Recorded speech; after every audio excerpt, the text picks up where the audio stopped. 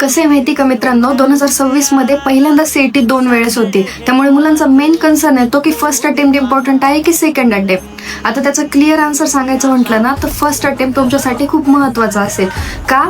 कारण पहिला अटेम्प्ट होणार आहे तुमचा एप्रिलमध्ये आणि सेकंड अटेम्प्ट तुमचं होणार आहे मे मध्ये. त्यामुळे सेकंड अटेम्प्टच्या वेळेस तुम्हाला जेई ॲस्पिरंट्समुळे कॉम्पिटिशन जास्त असेल, कारण जेई ॲस्पिरंट्स हे सेकंड अटेम्प्टमध्ये जास्तीत जास्त ट्राय करतील. आणि तुमचं सीईटीचं जे रँकिंग असतं ना ते तुमचे सीईटीचे पर्सेंटाईल हे तुमचे कॉम्पिटिशनवर डिपेंड असतात की किती स्टुडंट सीईटी देत आहे. त्यामुळे ज्यावेळेस तुमच्या सेकंड अटेम्प्टला स्टुडंट जास्त असतील त्यावेळेस तुमचे पर्सेंटेज कमी होण्याचे चान्सेस तिथे जास्त असतील. त्यामुळे तुम्ही ट्राय करा की फर्स्ट अटेम्प्टला तुम्ही जास्तीत जास्त प्रिपरेशन करा आणि तुमची पूर्ण तयारी फर्स्ट अटेम्प्टसाठी द्या.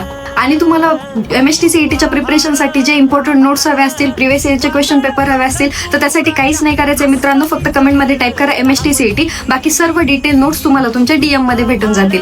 धन्यवाद.